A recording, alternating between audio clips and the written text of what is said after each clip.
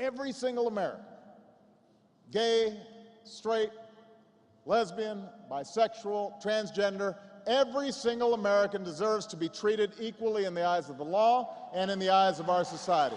It's a pretty simple proposition. Now, I don't have to tell you that we have a ways to go in that struggle.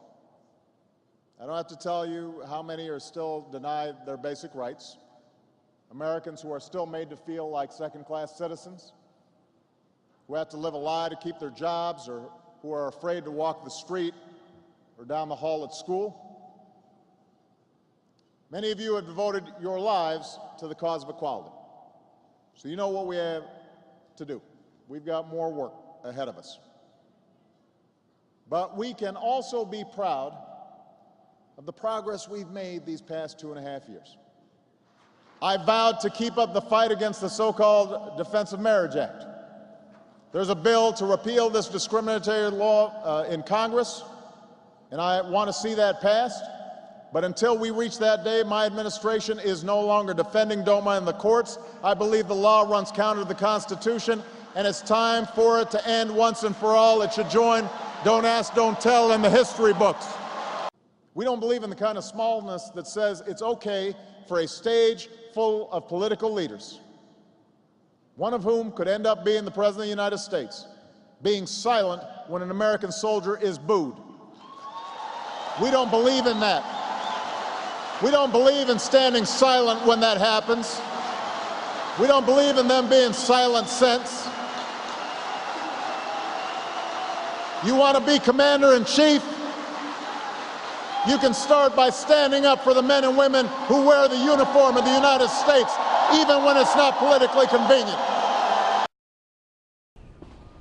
I have to tell you, as I said, I've been going through an evolution on this issue. I've always been adamant that gay and lesbian Americans should be treated fairly and equally.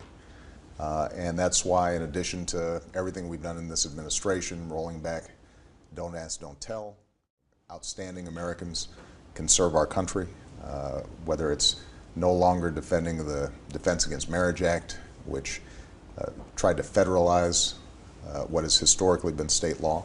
I've stood on the side of broader equality for the LGBT community, because I thought civil unions would be sufficient, that was something that would give people hospital visitation rights and other elements that we take for granted. If they make a mistake, I don't want them punished with a baby. Well, the first thing I'd do as president is sign the Freedom of Choice Act. That's the first thing that I'd do. I have stood up for the freedom of choice in the United States Senate, and I stand by my votes against the confirmation of Judge Roberts and Samuel Alito. With one more vacancy on the court, we could be looking at a majority hostile to a woman's fundamental right to choose for the first time since Roe versus Wade, and that is what is at stake in this election. There will always be people, many of goodwill, who do not share my view on the issue of choice.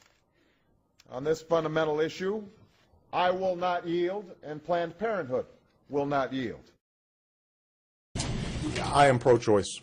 I believe that women make responsible choices, and they know better than anybody the tragedy of a difficult pregnancy, and I don't think that it's the government's role to meddle in that choice.